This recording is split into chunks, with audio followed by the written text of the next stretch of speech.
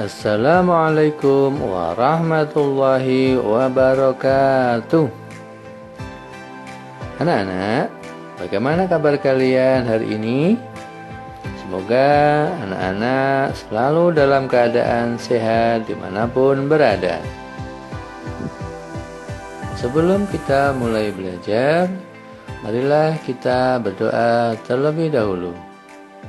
Berdoa mulai. Selesai.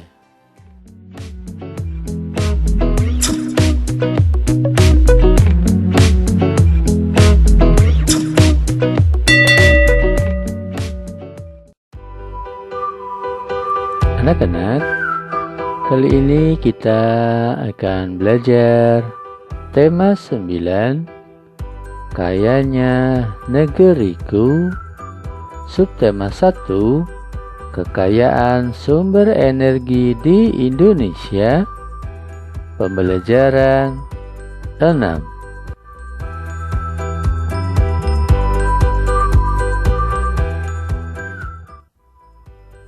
Tujuan pembelajaran. Tujuan pembelajaran kali ini adalah 1.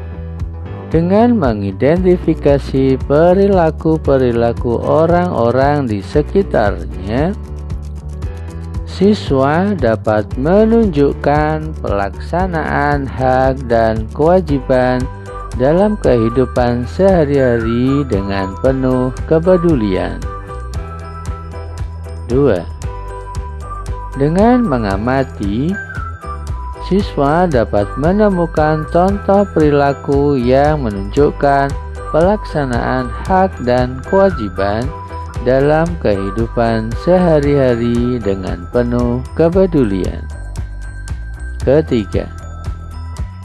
Dengan wawancara, siswa dapat mengetahui bentuk-bentuk konservasi yang ada di daerah tempat tinggalnya dengan penuh kepedulian.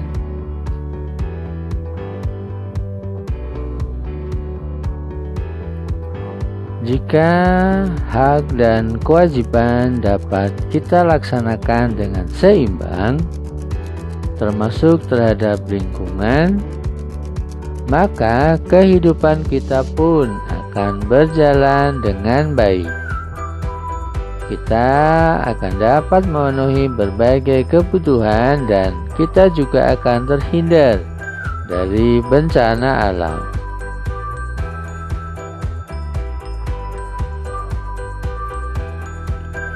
Pernahkah kamu mendengarkan atau menyanyikan lagu Manuk Dadali?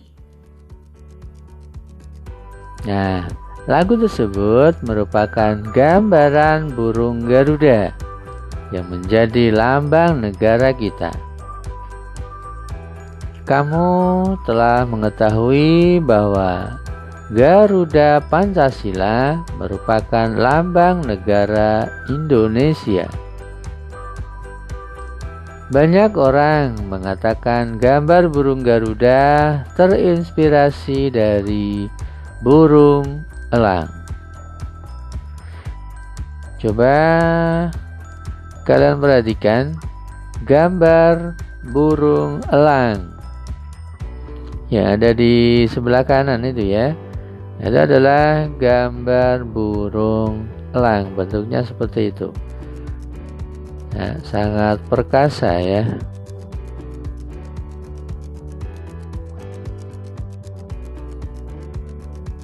Anak-anak, ayo sekarang kita membaca.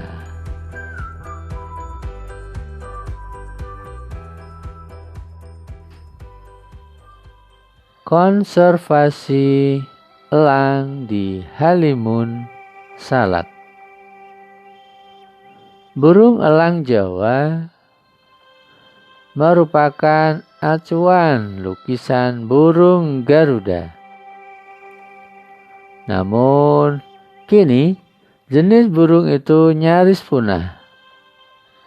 Penyebab utama berkurangnya populasi burung elang Jawa adalah kerusakan habitat tempat hidupnya. Kerusakan tersebut disebabkan karena adanya bencana alam maupun alih fungsi hutan menjadi ladang atau perkebunan. Ada pula perilaku manusia yang menyebabkan populasi burung ini semakin menyusut tajam, yaitu perburuan. Burung elang hasil perburuan diperjualbelikan dan dijadikan koleksi pribadi.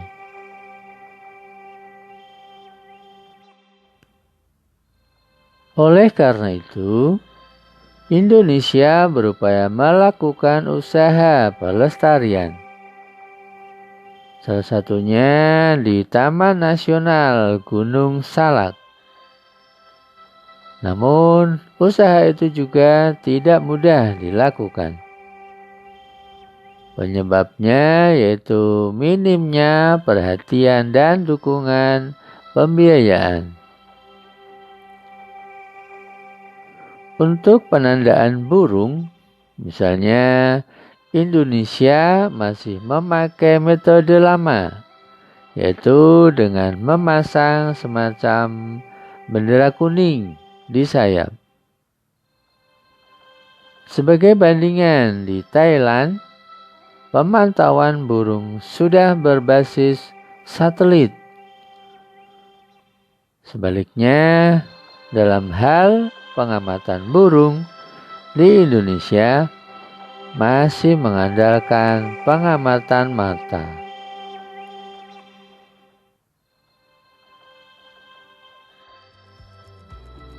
Anak-anak, kamu telah membaca bacaan konservasi elang di Halimun Salak. Apakah yang dimaksud konservasi? Nah, konservasi adalah pemeliharaan dan perlindungan sesuatu secara teratur untuk mencegah kerusakan dan kemusnahan dengan jalan mengawetkan atau pengawetan dan pelestarian.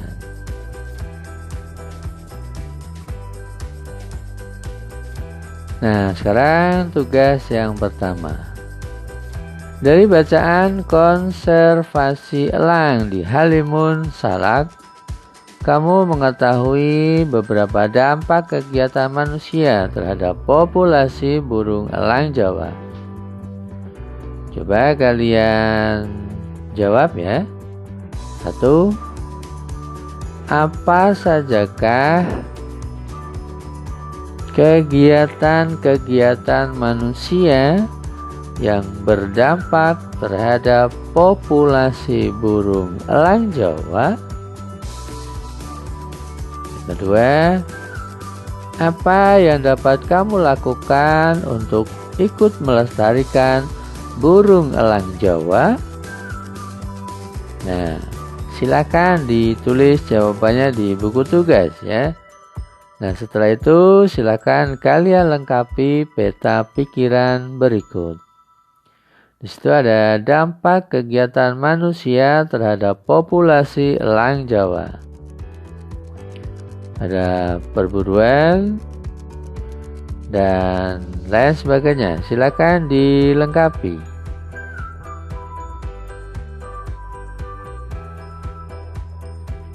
Anak-anak, salah satu kewajiban manusia adalah menjaga lingkungan alam. Salah satunya melalui konservasi lingkungan alam. Nah, anak-anak, amatilah bentuk-bentuk konservasi yang ada di daerah tempat tinggalmu. Carilah jawaban pertanyaan tersebut dengan bertanya kepada narasumber di sekitarmu, atau kamu juga dapat bertanya kepada orang tuamu, atau bapak ibu guru, atau orang lain yang sekiranya bisa menjawab pertanyaanmu.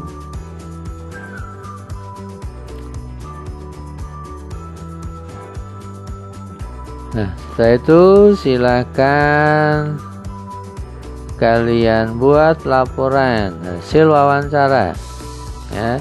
Kalian buat laporan hasil wawancara seperti contoh di bawah ini. Ya, di situ ada laporan hasil wawancara ya, itu judulnya atau kop bagian atas ya. Laporan hasil wawancara. Setelah itu bawahnya ada nama.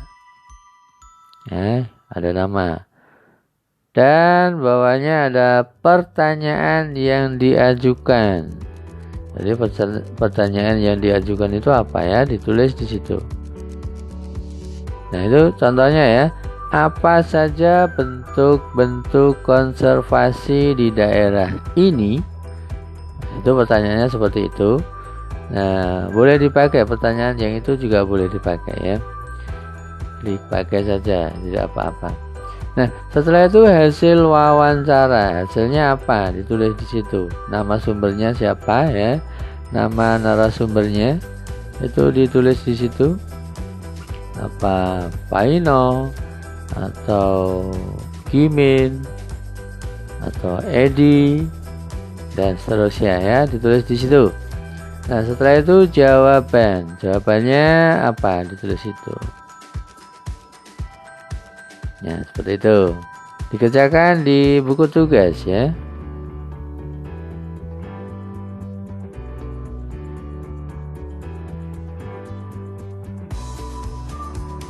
Anak-anak, seperti yang telah kamu ketahui bahwa konservasi merupakan pemeliharaan dan perlindungan makhluk hidup seperti hewan dan tumbuhan, dan juga lingkungannya seperti air dan tanah secara teratur untuk mencegah kerusakan dan kemusnahan dengan jalan pelestarian.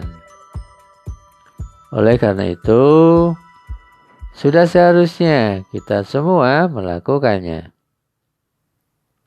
Hal tersebut bisa dimulai dari lingkungan terkecil, seperti di rumah dan di sekolah.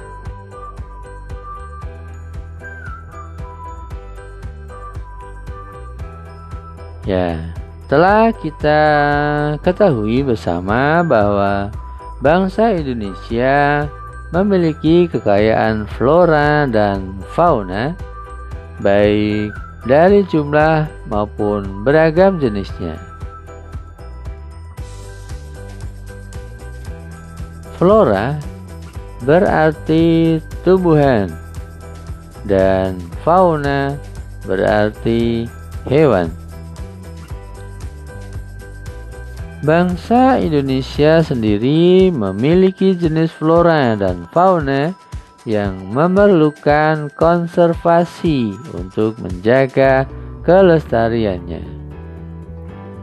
Ada sebagian dari flora dan fauna tersebut telah menjadi simbol nasional bangsa Indonesia, seperti komodo, cendrawasih, burung elang, bunga anggrek, bunga rafflesia, bunga cempaka, bunga melati, dan lain-lain. Nah, sekarang ayo kita bernyanyi.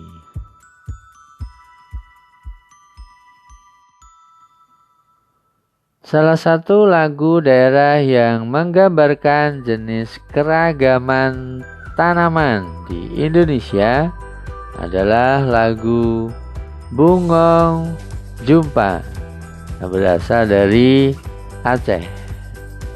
Ya, silakan mendengarkan.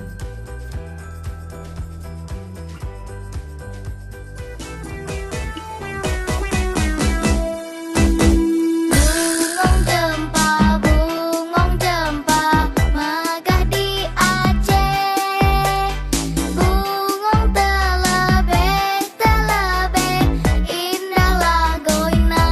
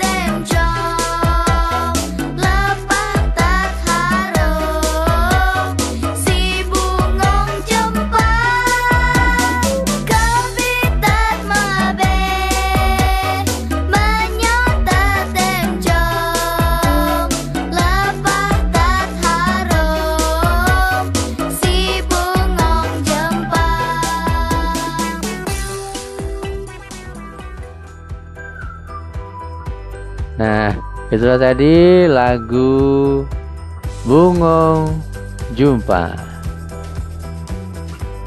Nah, sekarang simaklah percakapan berikut ini.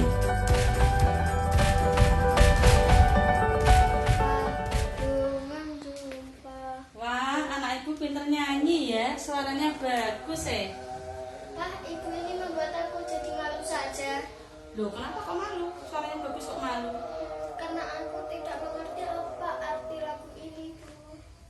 Oh, jadi kamu belum tahu artinya. Coba ibu artikan ya. Bunga jumpa artinya bunga cempaka. Bunga cempaka terkenal di Aceh. Bunga terlebih indah sekali.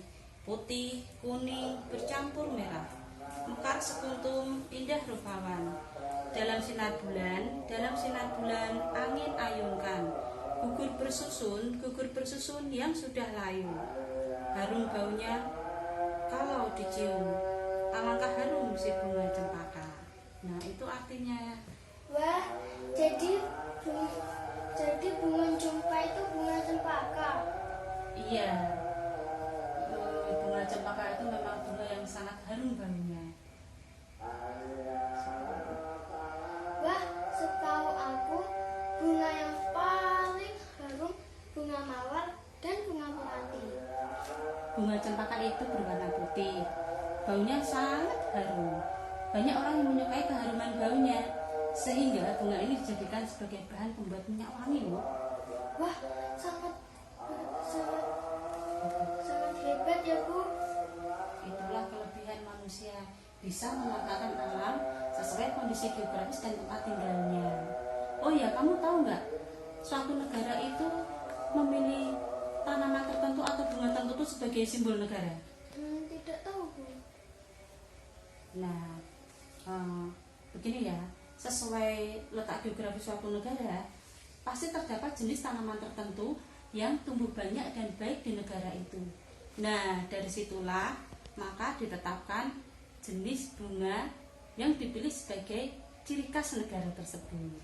Wah, sangat hebat, Ibu. Ya, ini adalah salah satu bentuk keterikatan atau aktivitas manusia yang tidak bisa lepas dari keadaan alam dan lingkungannya. Video kedua. Bunga jumpa, bunga jumpa. Wah, anak ayah pandai menyanyi, suaranya pun merdu. Ah, ayah kita jadi malu deh. Kenapa malu? Sebenarnya itu tidak tahu lagu ini ya. Oh, kamu ingin mengetahui artinya? Iya dong ya. Baiklah, ayah akan beritahu arti lagu Bunga Jumpo. Bunga cempaka terkenal di Aceh. Bunga terlebih indah sekali. Putih kuning bercampur merah, mekar sekuntum indah rupawan. Dalam sinar bulan angin. Gugur bersusun yang sudah layu. Harum baunya kalau dicium, alangkah harum si bunga cempaka. Wah, ternyata lagu bunga jumpo itu bunga cempaka. Iya, betul. Bunga cempaka adalah bunga yang sangat harum. Selama ini Eta cuma tahu bunga mawar dan bunga cempaka. Bunga cempaka warnanya putih dan harum baunya. Wah, hebat ya. Itulah kelebihan manusia, Eta. Eta belum mengetahuinya, lalu bagaimana memilikinya? Berdasarkan kondisi geografis setiap negara, pasti ada jenis tanaman, tetapi tidak banyak tumbuh di negara lain. Nah, dari jenis tanaman itulah dipilih bunga sebagai ciri khas negara tersebut. Oh, begitu ya. Itulah salah satu contoh aktivitas manusia yang menunjukkan adanya keterikatan dengan keadaan alam di lingkungannya. Nah, itulah tadi percakapan dua orang ya, antara anak dan orang tua tentang lagu Bungong Jumpa. Nah, sekarang kita kerjakan tugas.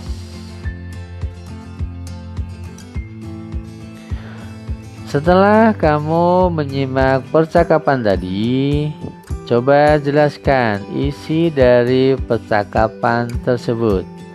Ya, silakan kalian jelaskan, kalian tuliskan isi dari percakapan tadi. Silakan dikerjakan di buku tugas.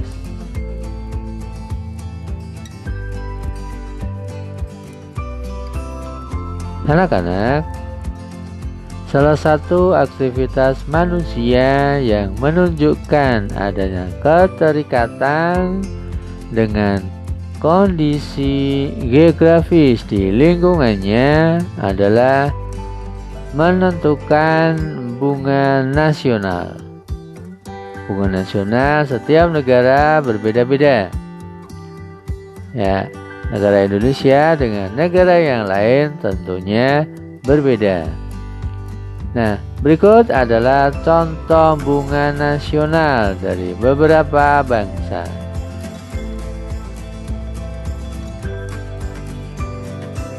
Nah, kalian perhatikan. Di Indonesia mempunyai bunga nasional. Apa bunganya ya? Ya, namanya adalah bunga melati. Ya, bunga melati gambarnya seperti itu di sebelah kanan atas ya. Itu adalah gambar bunga melati sebagai bunga negara. Negara mana? Indonesia. Nah, sekarang kalau dari Jepang ya. Negara Jepang mempunyai bunga nasional yang disebut bunga sakura. Ya, bunga sakura. Nah, Jepang itu bunga sakura. Nah, gambarnya kayak apa? Gambarnya seperti ini. Ya, silakan diamati gambarnya itu ya. Ya, di bawah bunga melati. Ya. Itu Jepang ya. Jepang itu bunga nasionalnya adalah sakura. Kalau Indonesia melati.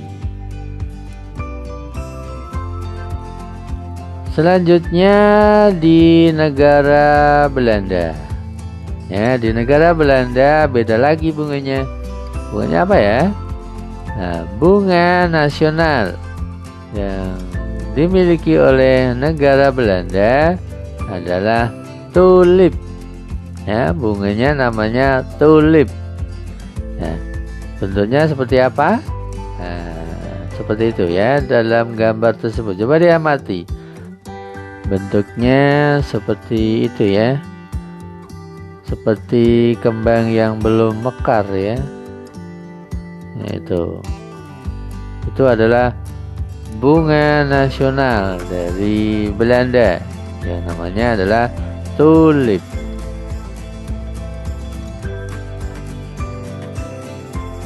Kita lanjutkan tugas yang selanjutnya.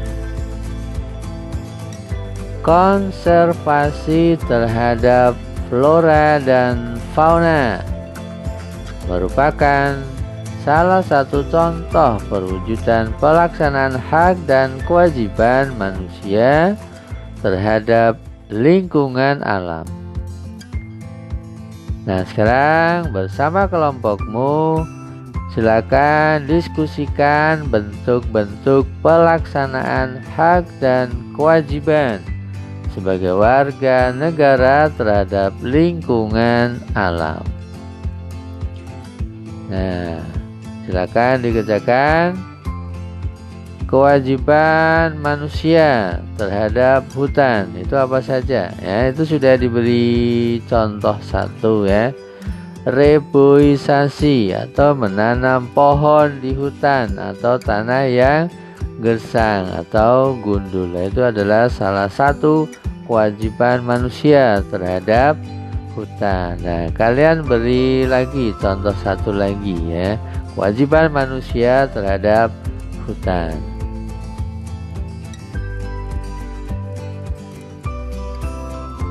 Selanjutnya, kewajiban manusia terhadap sungai. Ya, satu contoh kewajiban manusia terhadap sungai adalah tidak membuang sampah ke sungai. Nah, itu contohnya itu. Silakan kamu membuat satu contoh lagi. Ya, kalian buat satu contoh lagi. Kewajiban manusia terhadap sungai. Selanjutnya, kewajiban manusia terhadap hewan yang terancam punah. Ya, jadi selanjutnya adalah kewajiban manusia terhadap hewan yang terancam punah. Contohnya, tidak melakukan perburuan. Nah, itu contohnya. Salah satunya adalah tidak melakukan perburuan. Nah, kamu buat contoh satu lagi ya. Silakan buat satu contoh lagi. Kewajiban manusia terhadap hewan yang terancam punah. Nah, sekarang selanjutnya kewajiban manusia terhadap pohon. Nah, kewajiban manusia terhadap pohon. Ya, itu sudah ada contoh satu, yaitu menanam pohon di sekitar pekarangan. Itu salah satu contoh kewajiban manusia terhadap pohon. Nah, silakan kamu beri contoh satu lagi ya, kewajiban manusia terhadap pohon.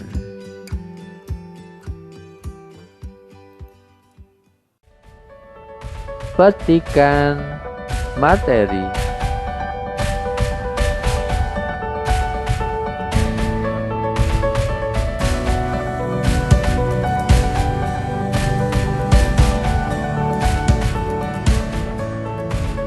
Wawancara. Cara menggali informasi dan hasil wawancara dapat disusun menjadi rangkaian kegiatan. Yang pertama adalah mewawancarai narasumber. Pada tahap ini terdapat beberapa kegiatan yang perlu dilakukan, seperti menentukan tema wawancara, menentukan narasumber, menyusun daftar pertanyaan, dan melakukan wawancara. Yang kedua, menyusun laporan hasil wawancara. Laporan hasil wawancara sederhana terdiri dari tanggal pelaksanaan wawancara, nama narasumber, pertanyaan yang diajukan kepada narasumber, dan jawaban narasumber terhadap setiap pertanyaan.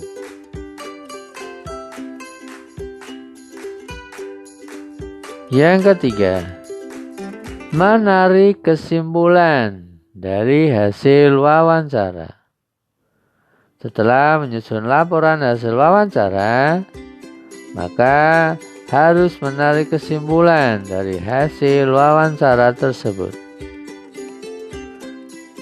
Tujuannya agar pembaca dapat memahami hasil wawancara dengan lebih mudah. Ya, selanjutnya yang keempat, menggali informasi dari hasil wawancara. Apabila telah menyusun laporan hasil wawancara dan kesimpulannya, maka dapat menggali informasi penting dari hasil wawancara dengan lebih mudah.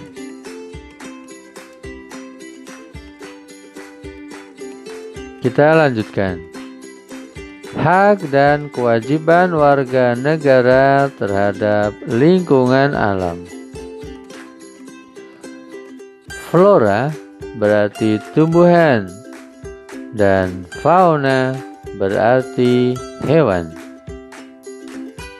Indonesia memerlukan konservasi untuk melindungi makhluk hidup, baik hewan, tumbuhan maupun lingkungannya secara teratur untuk mencegah kerusakan dan kemusnahan dengan jalan pelestarian.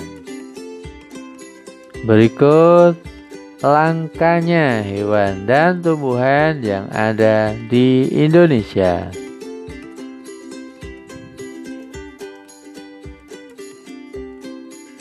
Penyebab kelangkaan hewan. Penyebab kelangkaan hewan diantaranya adalah sering diburu untuk dijadikan hewan peliharaan, dijual, digunakan sebagai hiasan, dan digunakan sebagai bahan obat. Kedua, waktu perkembangbiakan yang cukup lama. Yang ketiga, habitat dirusak oleh manusia. Yang keempat, tidak mampu beradaptasi terhadap perubahan alam. Nah, itu adalah penyebab kelangkaan hewan. Kita lanjutkan. Sekarang penyebab kelangkaan tumbuhan. Kalau tadi penyebab kelangkaan hewan, sekarang penyebab kelangkaan tumbuhan. Yang pertama, dimanfaatkan secara terus-menerus tanpa ada usaha melestarikan. Jadi dipakai secara terus-menerus tanpa ada usaha untuk melestarikan. Yang kedua, pembukaan areal hutan. Jadi hutan dibuka ya, pohon-pohonnya ditebangi, ya, ditebangi, lalu hutan digunakan untuk kegiatan manusia, untuk lahan, untuk tempat tinggal, dan seterusnya, sehingga tumbuhan yang harusnya dilindungi lama-lama akan habis, akhirnya menjadi langka, akhirnya habis, punah, seperti itu. Nah, selanjutnya yang ketiga adalah terkena hama dan sulit berkembang biak. Jadi kalau sudah diserang hama dan juga sulit berkembang biak, ya akhirnya terjadilah kelangkaan tumbuhan. Ya. Nah, selanjutnya mengalami kekeringan sehingga sulit untuk tumbuh dengan baik. Jadi kalau sudah ada kekeringan, maka tumbuhan tadi akan sulit untuk tumbuh. Ya. Akan sulit untuk tumbuh dengan baik. Ya, jadi tumbuh tapi tidak baik. Nah, nanti lama-lama juga akan mati ya, punah. Seperti itu.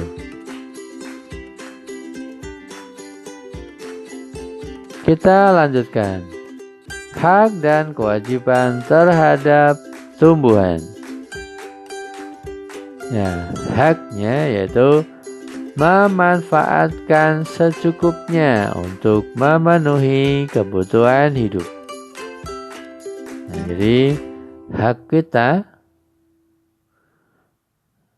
atas tumbuhan adalah memanfaatkan secukupnya untuk memenuhi kebutuhan hidup. Nah, sekarang kewajiban. Nah, kewajiban terhadap tumbuhan yaitu yang pertama, tidak merusak tumbuhan. Ya, kita tidak merusak tumbuhan. Itu kewajiban kita. Yang selanjutnya, melakukan penanaman pohon kembali setelah penebangan. Jadi ada reboisasi ya. Dan juga penanaman kembali. Kenapa? Karena pohon yang sudah besar, yang sudah cukup untuk bisa dimanfaatkan, ditebang. Nah, lalu di sebelahnya atau di sekitarnya itu ditanami pohon yang sama, ditanami pohon lagi ya. Gitu. Selanjutnya yang ketiga yaitu melakukan sistem tebang pilih. Ya, sistem tebang pilih. Sistem tebang pilih itu apa ya? Ya betul. Sistem tebang pilih itu menebang pohon dengan dipilih yang kira-kira sudah tua atau kira-kira sudah cukup umur baru ditebang. Kalau masih belum cukup umur ya tidak ditebang. Seperti itu. Itu namanya tebang pilih. Yang selanjutnya adalah tidak memanfaatkan tumbuhan secara berlebihan. Jadi kita boleh memanfaatkan tumbuhan, tapi awas, jangan berlebihan.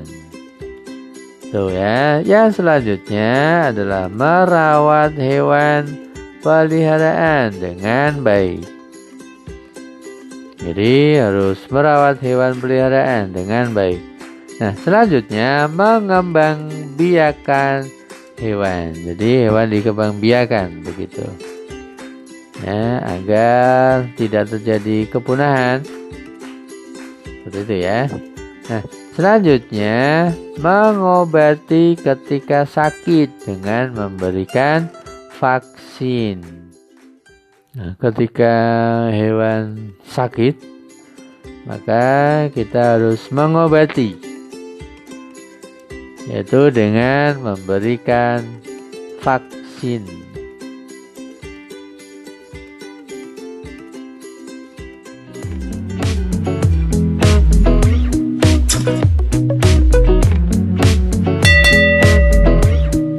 Anak-anak, itulah materi yang kita pelajari hari ini. Semangat belajar ya.